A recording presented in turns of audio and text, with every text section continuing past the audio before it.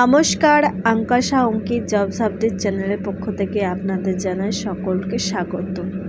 প্রতিদিন জব সংক্রান্ত আপডেট পেতে আমার চ্যানেলটিকে সাবস্ক্রাইব করুন এবং পাশে থাকা বেল আইকনটিকে প্রেস করুন। আবারও নিয়ে চলে এসেছি রাজ্য সরকারের তরফ থেকে একটি বিরাট বিজ্ঞপ্তি।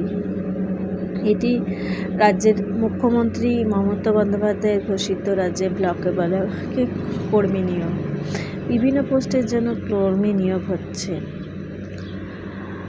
পাবলিশড হয়েছে 2025 14 তারিখ জানুয়ারি মাসের বেঞ্চ ক্লার্ক নিয়োগ করা হবে। আর শূন্যপদ আছে একটি, যা 21 থেকে 40 বছর বয়সের মধ্যে 14-1 অনুসারে যাদের বয়স তাদেরকে আবেদন করতে পারবেন। এছাড়া আপনার কোয়ালিফিকেশান মিনিমাম উচ্চ মাধ্যমিক, তার সঙ্গে কম্পিউটারের নলেজ থাকলে আপনি আবেদনের জন্য যোগ্য। 13,500 টাকা করে আপনাকে দেওয়া হবে স্যালারি।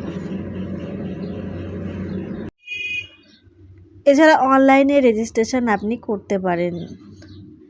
অ্যাপ্লিকেশনের জন্য আপনাকে অনলাইনে রেজিস্টার করতে হবে 15/1/2025 টু 15/2/2025 মাধ্যমে।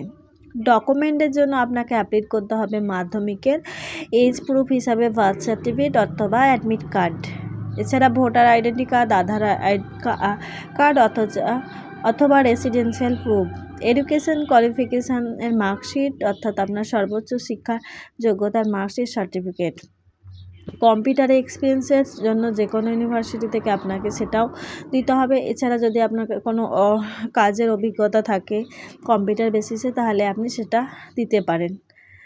অন্যান্য কন্ডিশন হবে মিনিমাম এবং ম্যাক্সিমাম এজ যদি থাকে তাহলে আপনি 14/1/2025 অনুযায়ী আপনি আবেদনের জন্য যোগ্য।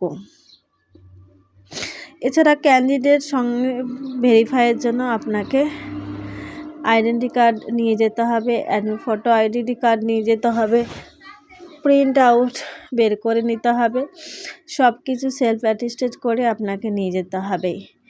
এক্সামিনেশান কি? এক্সামিনেশান রিটেন হবে, 80 মার্কের এক্সাম হবে। এছাড়া কম্পিউটার টেস্ট হবে 10 মার্কসের। যারা রিটেনে কোয়ালিফাই করবে তাদেরকে কম্পিউটার টেস্টের জন্য ডাকা হবে।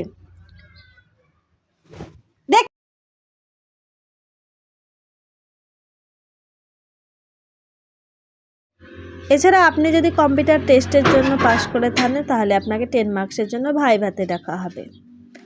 আর এই ভাইভার জন্য আপনি যদি ভাই কোয়ালিফাই করেন তাহলে 1:5 রেশিও অর্থাৎ আপনি যদি এই 1:5 অনুপাতে যদি আপনি পাশ করে থাকেন তাহলে একটা মেরিট লিস্ট প্রকাশিত হবে একটা পার্টিকুলার পোস্টের জন্য। সিলেবাস থাকবে ইংলিশ, বাংলা এবং ম্যাথামেটিক্স এবং জিকে। আর এই সিলেবাসের ভিত্তিতেই একটা মেরিট লিস্ট প্রকাশিত হবে রিটেন এক্সামের মাধ্যমে। তাছাড়া আপনি আবেদন করবেন এই দক্ষিণ দিনাজপুর